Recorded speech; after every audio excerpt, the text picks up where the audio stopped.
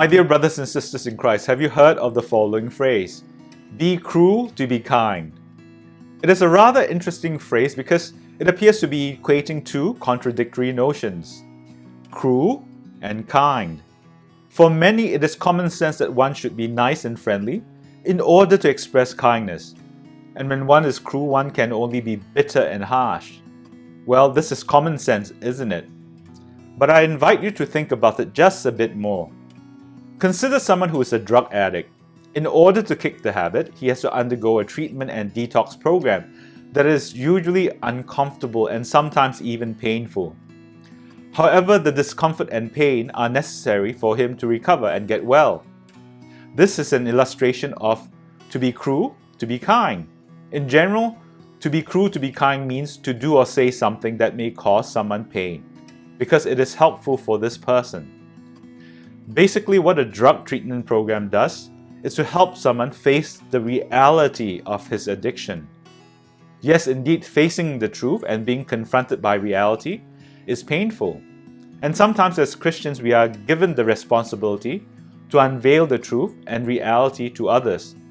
And at other times, as Christians, we also have to suffer the discomfort and pain when others make us aware of our faults.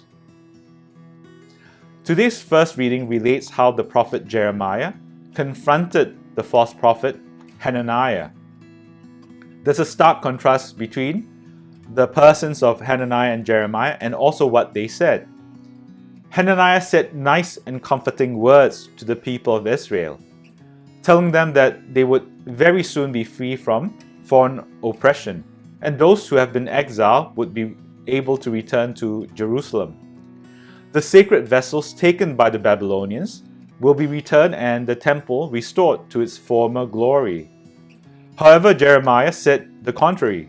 Instead of freeing themselves from foreign domination and being able to return to their homeland, the people of Israel will suffer even more oppression, from wooden yokes to iron yokes. Jeremiah also reminded the people that prophets do not bring glad tidings or say soothing words. Prophets speak on behalf of the Lord. Prophets speak the truth.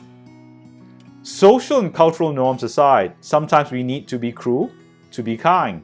It is sometimes more helpful for an individual to know his or her shortcomings, so that in the long term he or she can grow and improve as a person. It is better to let this person know the reality of his or her situation, even though it may be painful, so that he or she can come to terms with reality. Of course, I'm not asking you to be mean-spirited and be hurtful to others, but it is our Christian duty to tell the truth, even though it may be painful. And on a personal level, we must realize that it is when we are confronted with the truth about ourselves that we can progress spiritually. In the spiritual exercises, St. Ignatius of Loyola took care to point out that spiritual consolation does not simply mean feeling good.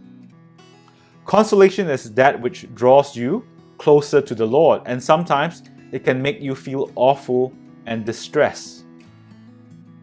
My dear friends, be ready to tell the truth, but also be ready to accept the truth, no matter how discomforting, how painful it is, so that you and others can grow closer to the Lord.